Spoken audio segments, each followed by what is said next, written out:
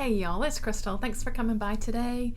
We're coming back on schedule now, and I'm back for my weekly reading update to let you know what all I got into for this past week. And yeah, let's just jump right in, right? So I'll talk about the stuff I finished first, and we'll go from there. Alrighty. So I think last my reading update, I had mentioned I was in the middle of a couple of really chunky audiobooks, and I did finish one of those. I did finish the Love Songs of W.B. Du Bois, and I really enjoyed this. I really liked this one. It is a sort of sweeping generational family saga. I mentioned it was I think it was like a 30-something hour audiobook. It really goes into detail with this family, and we really kind of get two timelines. One time period that's set toward the sort of the slave period times of the Civil War, and how this family, what was going on with this family then. This is an African American family that we're following. What was going on during then, and then we have this more kind of modern day time period with the sort of today's generation that kind of we meet some folks maybe sort of like 50s, 60s, 70s up to it, maybe the early 2000s is as far as it goes, late 90s, as we follow sort of this generation of folks as well.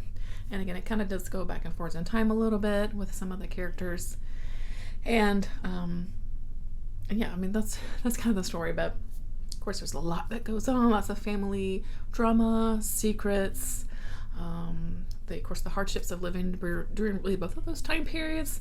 As a black person, an enslaved person, an African American person. Touches on things with. Of course, colorism, especially in this sort of modern, well, really both time periods, I would say, honestly. Of course, the absolute brutality of slavery in general, separation of family, all that. The modern time period more so with dealing with I think with how the times are changing. People are going into colleges, but they're still having to work sort of twice as hard to just prove that they're smart enough, that kind of stuff, and just sort of general everyday racism, of course, and then of course just the family stuff too, relationships between their family members, lovers even that kind of come and go, sexuality in general. Yeah, it's just really good, and if you like this kind of story, I think you would be drawn to it naturally, of course. I would say it did feel a little long, though I did really enjoy the book overall. So I don't know. I think it could have been slimmed down, I think, in a few spots, but overall, yeah, really had a good time with this one. I'm someone who I really love these kinds of stories, so yeah, I did appreciate what was going on, and this family felt very real, and yeah, I don't really know much more to say, because you're either going to like this kind of story or not. Either you're drawn to historical fiction, multi-generational type stories, or they're just not your jam. So take that for what it is. But I really enjoyed it. So yeah. Now, of course, onto something completely different, and that's of course the Killer Corn Readathon, the slasher readathon that I'm taking part in as part of Kelsey at Slime and Slashers Patreon, and I'm just having a good old slashery time with this one. Like I mentioned, I started Festival in my last update. This is by Christopher Golden and Tim Leben. I did finish this one out. This was a really good time. I really enjoyed this one. It's just a short little thing, but it really packs the punch in here. So basically, we've got this music festival that's going on, and it's on some sort of historical grounds of where these Vikings were once upon a time like slaughtered, because that seems like a really good idea, really nice spot to have a festival. This takes place in like the UK somewhere. Nothing like a scene of a murder to have a festival. But anyway, it's touted as this sort of memorial almost of these Vikings that were killed at this Anyway, uh, so we were following cast of characters who are some of them are attending the festival. There's one guy who's like actually playing at the festival, so he's like a rock star, and really the story goes from there. Something is awakened as the folks are attending the festival, and shitteth hitteth the fanneth, and it turns into a slaughter fest, and it was just fun. It was a rip-roaring good time, and so there's a lot of really good imagery here from some body horror imagery. I don't know. This is full of really awesome illustrations. How cool is that? I don't know what else to say. It was just a good rip-roaring time. So yeah, I had a good time with that festival. Yay! All right. Next up, another slasher. Excuse me. Shadow Vista. Shadow Vista by Charles Colyott and Mark Steensland. And this was another kind of shorty, but it was pretty good too. Basically, there's this sort of community called Shadow Vista, which was in the process of being built, but they lost funding, so like it's not all complete. So like some of the houses are complete, but some of it's just sort of excavated land. It's like a housing community that's incomplete. And so there's this security guards, excuse me, this guard company that's hired to kind of watch over the place, make sure nobody's coming in and whatever, ruining the place, all that kind of good stuff. So that's basically what we're following here. We've got a couple, a few people that are working on the security crew. And lo and behold, there seems to be a killer who is, goes around wearing this mask here, and seems to be using the Shadow Vista as their little playground and burial ground. And some of the guards find out about this. Story goes from there. Some killing takes place after that, and some of these guards are, like I said, caught up in the middle of it. Can they survive? Can they stop the killer? You have to read it to find it. It was fun. Yeah, we're not breaking any any boundaries here, but it was fun, I think, for what it was. The twist of who the killer was, it got me, and it was a fun time. It was just a fun slashery time with a killer in a mask. I mean, what more could you ask for, really? Excuse me, I got a frog in my throat.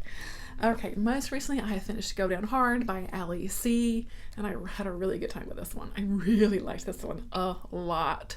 How to talk about this one? So, you really know this going in, that there are two killers. So there's a guy killer and there's a lady killer. Not a lady killer, but a lady killer. And lo and behold, they end up kind of going against each other. Who makes it out?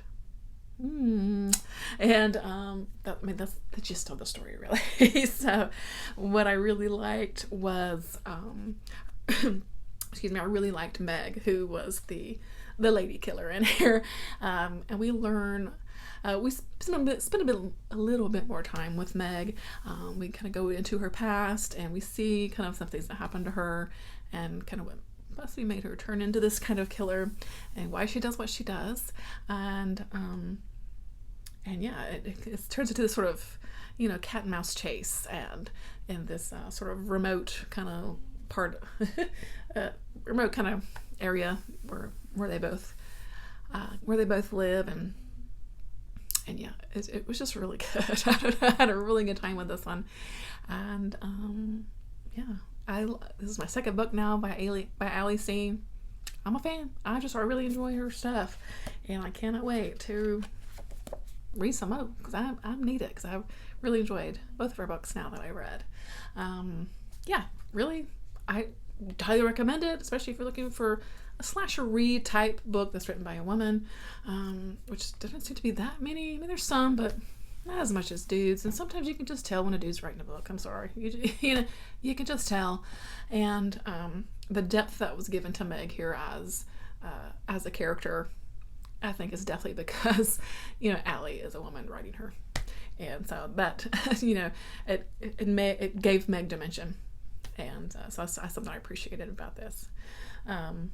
Because in Shadow Vista, written by two dudes, some of the female characters were a little, Anyway, so, yeah, I had a great time with this. Really, really enjoyed it. So if you like a good for you girl story, this was it. I had a good time with that one. Okay, now then I hit a couple of stinkers. I really did. I don't like to talk too negatively about here on this channel, unless it's Dreamcatcher by Stephen King. Don't read that book. But,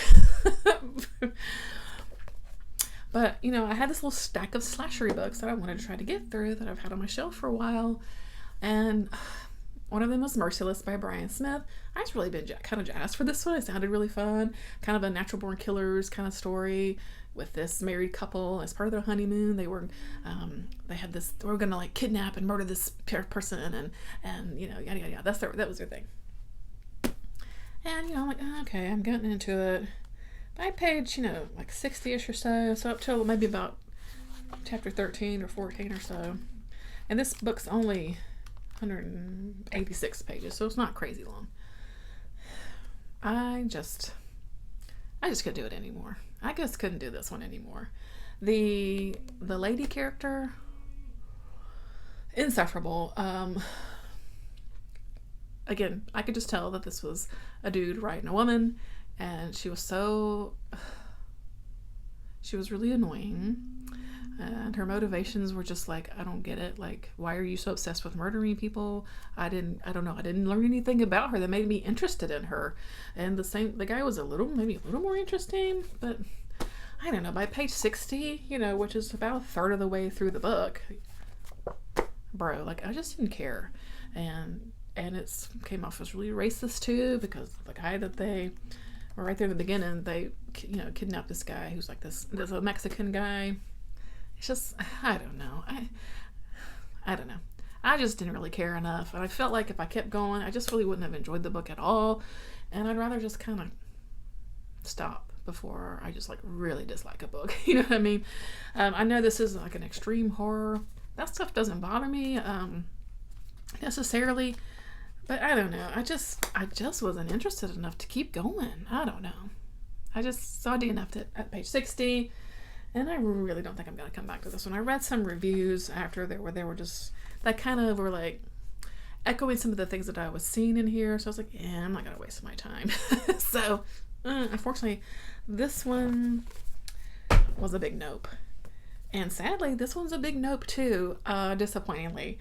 I said, let me try this one. I'll pick this one up next. This one sounded fun. We've got these group of friends that are going white water rafting in the Smoky Mountains, and then her jealous boyfriend decides to make the amateur guy look foolish, and so they're stranded along the river, and then like I think the men come back and try to like slash them all. Right? I thought that sounds really fun, No, I made it to page 6. Yeah, I made it to page 6. Already there was tons of fat shaming and already one use of the R word, and I just was like, I can't.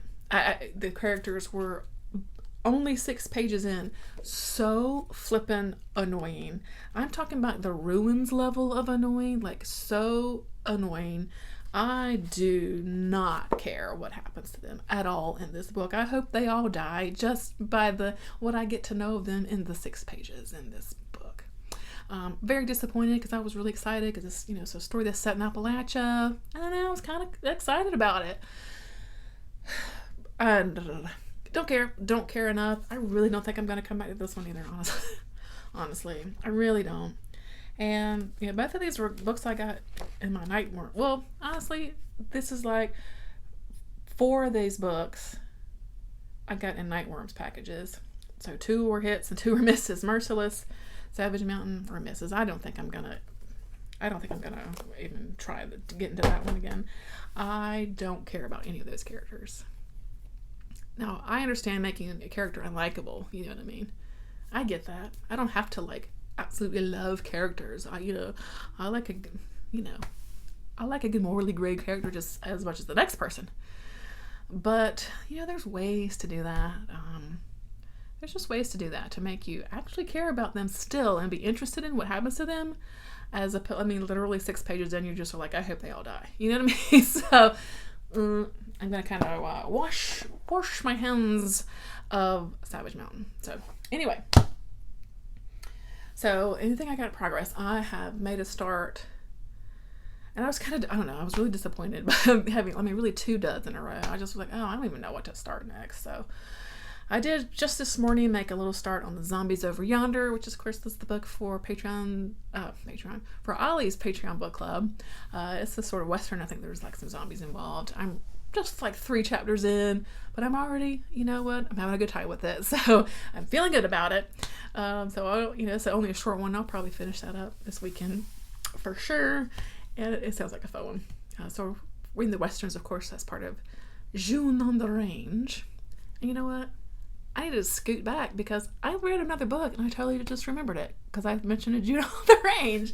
And that is Upright Women Wanted by Sarah Gailey. I totally forgot about this book. That's because I did not have my notebook up here, my list. When I'm going to have this stuff written down, I'll forget. That's the story of my life. Okay, so Upright Women Wanted. This is a novella. I remember when this one came out a few years ago, maybe. I remember when it came out, and I was interested then.